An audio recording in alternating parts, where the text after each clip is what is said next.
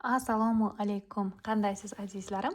Bugun siz bilan olov guruhi burji vakillari, ya'ni qo'y, arslon va o'qotar burji uchun sevgi munosabatlarini ko'ramiz. Oldimizdagi 10 kunlikda sizni qanday energiyalar kutmoqda? Aynan sevgi munosabatlarida. Demak, boshlaymiz. Olov guruhi uchun qo'y, arslon va o'qotar. O'zingizga kerak bo'lgan qismini oling. Eslatib o'taman, bular faqatgina energiya o'qish hech qanday faol yoki boshqa narsa emas.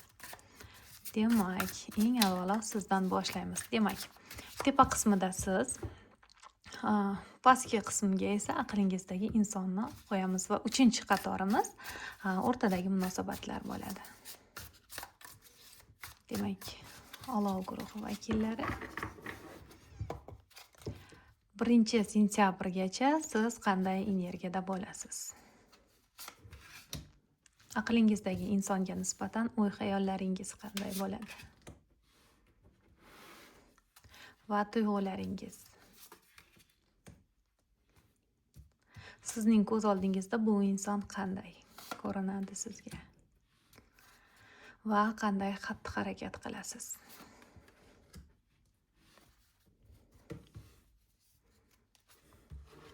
Ana endi aqlingizdagi insonni ko'ramiz. Aqlingizdagi insonning bu davrdagi energiyalari, tuyg'ulari, xatti-harakatlarini ko'ramiz.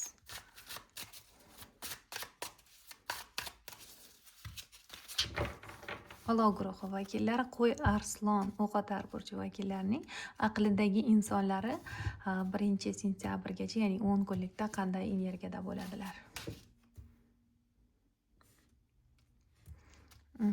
O'y-xayollari qanday bo'ladi? Siz haqingizdagi o'y-xayollari va sizga nisbatan tuyg'ulari sizni qanday ko'radi? Va qanday xatti-harakat qiladi?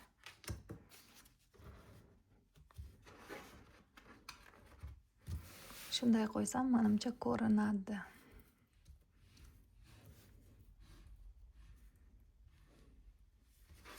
Ana endi munosabatlarni ko'ramiz.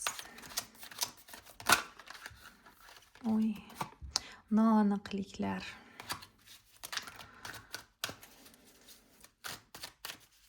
Demak, oldimizdagi 10 kunlikda qanday munosabatlar, umumiy energiyalaringiz?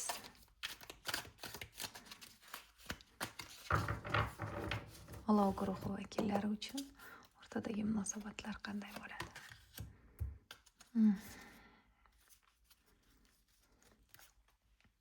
Tayyor bo'lsangiz boshlayman. Demak, sizning energiyangiz va aqlingizdagi insonning energiyasi. Siz u haqida o'y-xayollaringiz va siz haqingizdagi o'y-xayollari bir-biringizga juda ham o'xshaydi. O'y-xayollaringiz va tuyg'ular,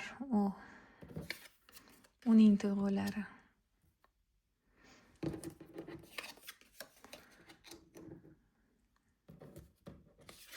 Siz qanday ko'rasiz, u sizni qanday ko'radi? Va xatti-harakatingiz, aqlingizdagi insonning xatti-harakatlari. Demak, sizning energiyangiz, siz juda ham balki o'zingizning hayotingizda ishlaringiz ko'p bo'lishi mumkin. U yoqdan bu yoqqa yugurlaringiz ko'p bo'lishi mumkin va siz har doim o'zingizni g'alaba qozongan inson sifatida ko'rasiz. Bundan tashqari energiyangiz juda ham yuqori hamda ishlaringizni o'z vaqtida bajarishga harakat qilasiz. Bu munosabatlarga keladigan bo'lsak, bu munosabatlarda ham nima bo'lgan taqdirda ham g'olib tomon men bo'laman. Qaysi bir yo'lni tanlashimdan qat'iy nazar o'zim g'olib bo'lishim kerak deysiz va munosabatlaringizni iloji boricha bir qadam oldinga chiqarishga harakat qilasiz. Aqlingizdagi insonning energiyalari. Aqlingizdagi inson nimalarnidir ko'paytirish maqsadida yurgan bo'lishi mumkin. Balki ishida, pulida biroz o'zgarishlar bo'lishi, yaxshi tomonga o'sishlar bo'lishi mumkin. Bundan tashqari qandaydir bir ayolning unga nisbatan energiyasi ko'proq tushyapti. Ya'ni yonida turmush qurgan ayol bo'lishi mumkin. Bu uning onasi, opasi bo'lishi mumkin yoki uchinchi bir inson bo'lishi ehtimoli ham bor. Bu kichik bir qismingiz uchun, barcha uchun emas.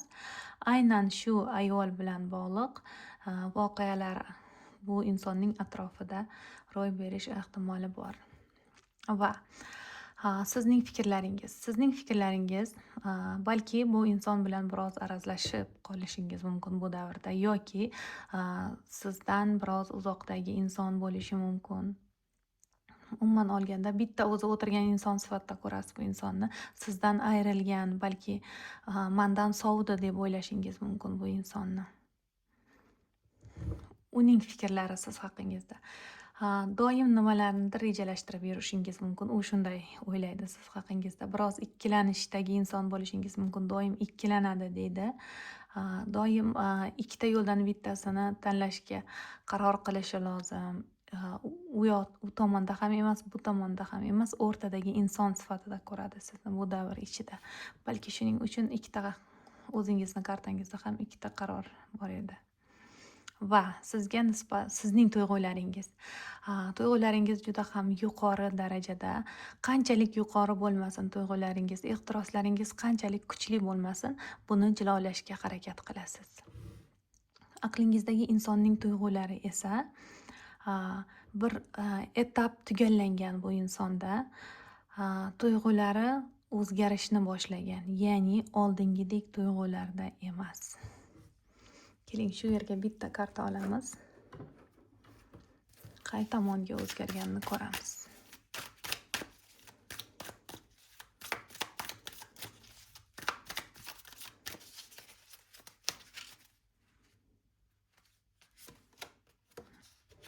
Oho. Nima bo'lgan taqdirda ham o'z fikrida qoladi. Siz tuyg'ularini sizga ko'rsatmaslikka harakat qiladi.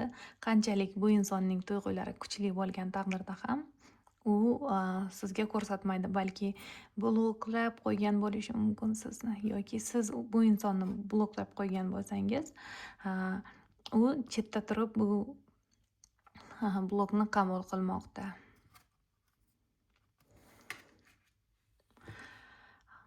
Ana endi siz bu insonni qanday ko'rasiz? Siz ham bu insonni biroz ikkilanishlardagi inson deb ko'rasiz. Qandaydir bir tanlov qabul qilishi lozim deb o'ylaysiz va orangizda qandaydir bir ayriliq bo'lishi mumkin. O'rtada birlashishingiz uchun hali mening tuyg'ularimni qabul qilish uchun mana bu ayriliqdan o'tishimiz lozim demoqdasiz, yoki qandaydir bir to'siqlar bo'lishi mumkin ideal munosabat qurishingiz uchun. Va hayotimning asosiy insoni deb bilasiz bu insonni bu davr ichida. Demak, sizga nisbatan tuyg'ulari sizni qanday ko'radi? Sizni qanday ko'radi? Yoningizdagilardan aql oladi deb o'ylaydi. Boshqa insonlardan aql olishingizni biladi. Ba'zilaringiz uchun esa, bir qismingiz uchun juda ham ishi bilan o'ralashgan, ishi bilan band inson sifatida ko'radi. Va sizning xatti-harakatlaringiz biroz sovuqroq, tuyg'ulardan ko'ra aqlni ustun qo'yasiz. O'tirgan joyimda qolaman. Ayollarimiz xuddi erkaklardek xatti-harakat qilishingiz mumkin. Erkak kishidek o'ylashingiz mumkin bu davr ichida. Aqlingizdagi inson ham iloji boricha o'zining tuyg'ularini jilolashga harakat qiladi va sizni boshqarishga harakat qiladi bu inson, agarda munosabatlaringiz tugamagan bo'lsa bu davr ichida. Hamda o'rtadagi munosabatlaringiz esa bu 10 kunlikda biroz araz janjallar bo'lishi mumkin. Biroz tortishuvlar bor. Demak, bu olov guruhi uchun, sevgi munosabatlari uchun ochirim edi. Barchaga katta rahmat. Sizni keyingi ochirimlarda kutib qolaman.